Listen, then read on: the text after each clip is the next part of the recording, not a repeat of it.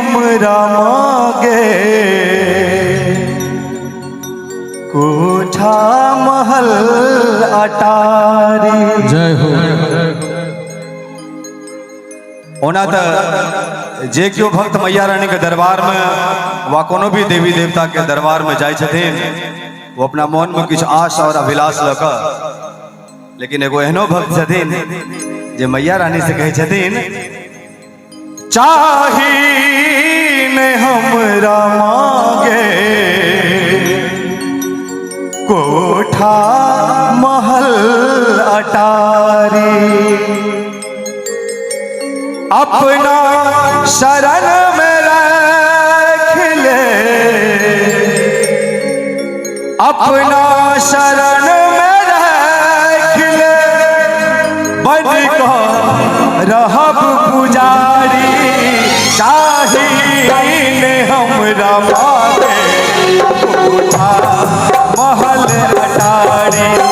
चाहिए हमरा मांगे कोठा महल अटारी। चाहिए हमरा मांगे कोठा महल अटारी। अपना शरण में रख ले, अपना शरण में रख ले, बन को रहब पुजारी। चाहिए हमरा मांगे कोठा महल अटारी। चाहिए हमरा मांगे कोठा महल अटारी।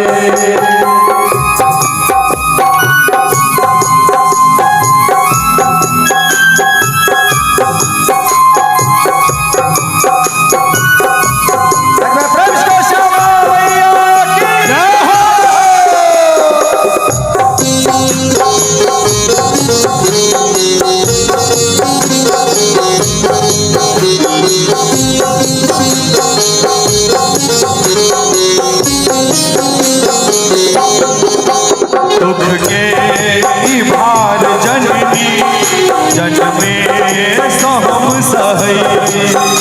अजना के माँ बुझत गे तोरे सहम कहई।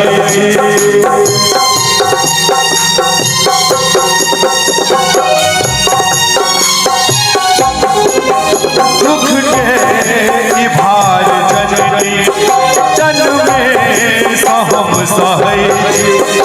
अजना के बुझत मांगे तोरे सहम कहई। आवो तमा संभारे, आवो तमा संभारे, बैसल छी हम दुआरी। चाहिए हमरा मांगे कोठा महल अटारी। चाहिए हमरा मांगे कोठा महल अटारी।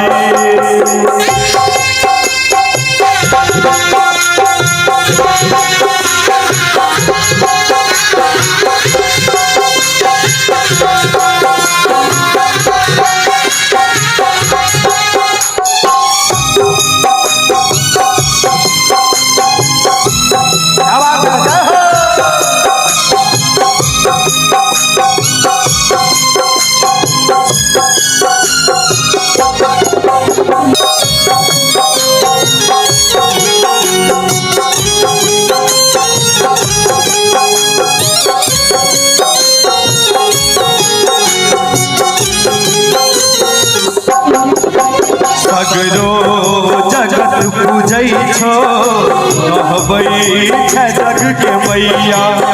हम हो छी सुत तोरे माँ फेरब नयन माँ कहिया।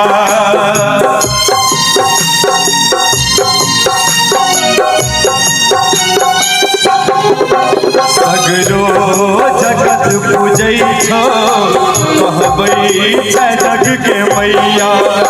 हम हो छी सुत तोरे माँ फेरब नयन माँ कहिया।